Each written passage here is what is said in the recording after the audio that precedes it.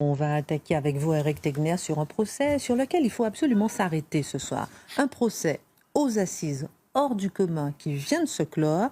Est-ce que vous pouvez nous raconter cette histoire ? Oui, l'histoire que j'ai choisi de vous raconter ce soir, Christine, n'est pas le scénario d'un film, mais la réalité dure et crue d'une barbarie qu'on ne pensait pas imaginable en France. Dans l'ombre d'une boucherie halal de Brest, sobrement appelée chez Waïd, un complot d'une horreur indicible a vu le jour entre 2019 et 2020. 6 individus, âgés de 16 à 39 ans, se retrouvaient ce soir-là dans ce commerce de la rue Jean Jaurès pour planifier des massacres inspirés directement de l'idéologie de l'État islamique. Au centre de cette cellule, Mohamed Darwish, c'est un Syrien de 39 ans, arrivé en France comme réfugié en 2015, mais soupçonné d'avoir été combattant pour l'État islamique à cette époque, sous le nom d'Abou Omar al-Falstini, aux origines palestiniennes. À ses côtés, on trouve également Waïd Bouraya, qui est le boucher propriétaire, déjà condamné pour apologie du terrorisme en 2018, orchestrant le lieu comme un véritable QG du djihad. Alors leur projet le plus glaçant, c'est anéantir un village entier en une seule nuit. Les écoutes de la DGSI, installées en novembre 2019, Christine, ont capté des mots qui font froid dans le dos. Je vais vous les citer. On peut y aller pas trop loin. Par exemple, on peut aller voir les campagnes. On passe à 4 ou 5 armés, tu tues tout le village en une seule nuit. C'est facile. Lancé Mohamed Darwish le 9 décembre 2019. Ce n'était pas une simple discussion de comptoir. Il parlait d'armes à acquérir, d'autres cibles, comme la base navale de Brest, une synagogue, des matchs de football ou encore les festivités du Nouvel An chinois. Il s'entraînait au paintball pour simuler les tirs et rêvait même d'infiltrer l'armée française pour, je cite, tous les flinguer. L'enquête déclenchée en septembre 2019 a permis d'arrêter 7 suspects. En janvier 2020, 6 d'entre eux ont donc été jugés à Paris du 24 mars au 11 avril 2025 devant la cour d'assises. Un enquêteur de la DGSI a alors déclaré, je cite, « Ces hommes baignaient dans une idéologie de mort glorifiant les pires atrocités ».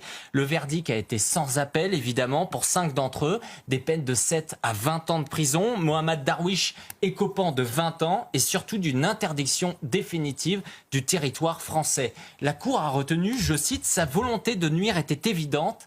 Ses propos sur le massacre d'un village ne laissait aucun doute. » Un seul a donc été acquitté, faute de preuves suffisantes. Mais ces condamnations, Christine, ne peuvent effacer l'effroi des hommes dans une boucherie halal en France. Voulaient rayer un petit hameau de la carte. Il voulait rayer un petit hameau de la carte. Est-ce que, selon vous, c'est un fait divers, un procès comme un autre, ou bien qu'est-ce que cela dit de la société française ? Alors non, ce complot n'est pas un fait divers, c'est une sirène hurlante.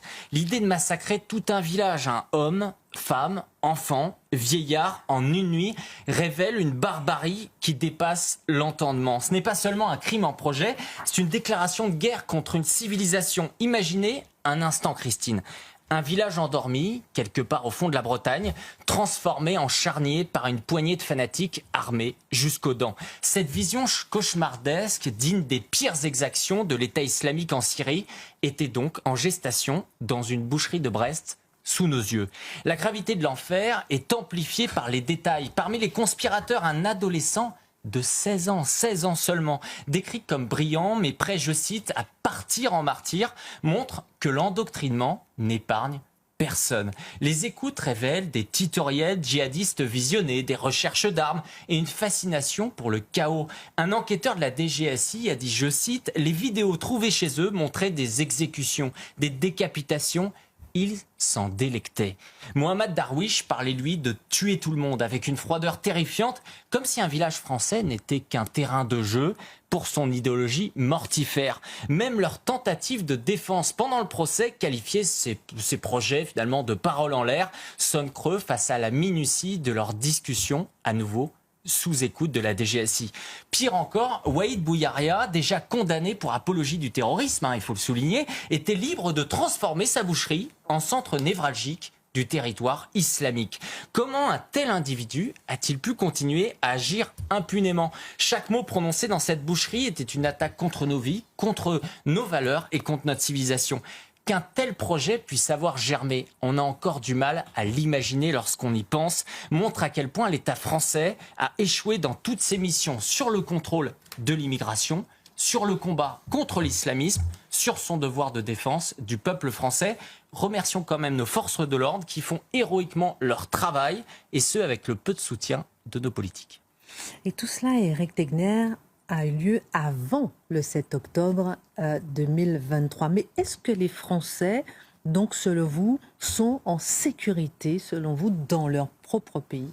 Alors j'ai du mal à être confiant, cette affaire urne une vérité que beaucoup aujourd'hui refusent d'entendre, Christine. Les islamistes radicaux agissent comme chez eux, en France et en Europe. Ils ont importé leur méthode. La boucherie de Brest n'est pas une anomalie, mais le symptôme d'un mal beaucoup plus profond. Mohamed Darwish, entré comme réfugié malgré un passé plus que trouble, incarne les dérives d'une politique migratoire criminellement naïve. Sa fiche d'appartenance à l'État islamique, obtenue par les services de renseignement américains, aurait dû le bannir à jamais et ne pas le laisser entrer. Au lieu de cela, il a pu fédérer une cellule terroriste dans une ville française, avoir un jeune de 16 ans à ses côtés, prouvant que les djihadistes exploitent nos failles avec une arrogance sidérante.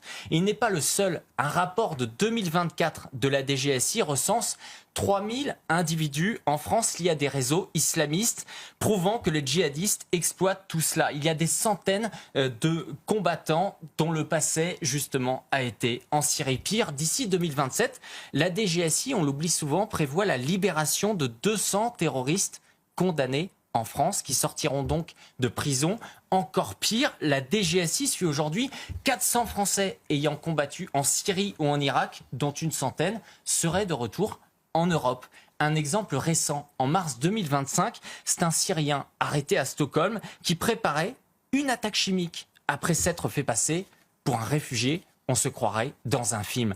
Ce sentiment d'impunité, il n'est pas nouveau. Récapitulons les faits. En 2015, les attentats du Bataclan ont alors ensanglanté Paris. 130 morts sous les balles des djihadistes, dont certains, comme Abaoud, commandant opérationnel de l'attentat, qui circulait librement en Europe. En 2016, à Nice, un Tunisien a fauché 86 vies et fait 458 blessés sur la promenade des Anglais.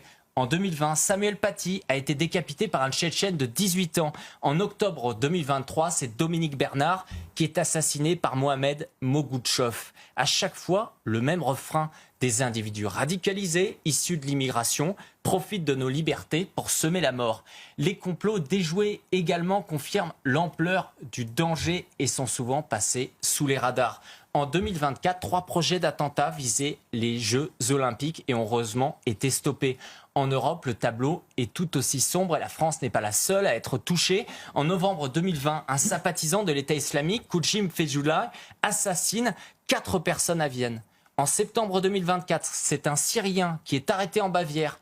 Il projetait une attaque à la machette contre des soldats, encore nos forces de l'ordre. En décembre 2024, on s'en souvient, un Saoudien de 50 ans a tué 5 personnes en fonçant sur un marché de Noël à Magdebourg, motivé par des griefs anti-allemands. Alors, à Brest, comme à Paris, Nice, Vienne ou à Munich, le constat est clair, Christine, les islamistes radicaux s'enracinent de plus en plus. Ils se cachent dans nos villes, dans nos commerces, dans nos prisons, dans nos plus petits villages. Les peines de prison, même lourdes, ne suffisent pas. Certains accusés de Brest se sont radicalisés davantage en prison, puisque aujourd'hui les prisons, loin de les briser, sont des usines à fanatiques.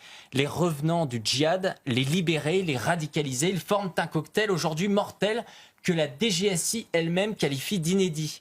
Il est donc temps, finalement, Christine, d'agir sans trembler. Contrôle des frontières, expulsion immédiate des étrangers radicalisés, fermeture des lieux de propagande. Chaque jour d'inaction est un pas vers le prochain massacre. La France et l'Europe ne peuvent plus se permettre de fermer les yeux face à ceux qui rêvent de noyer nos villages dans le sang. Et ce procès devrait nous le rappeler.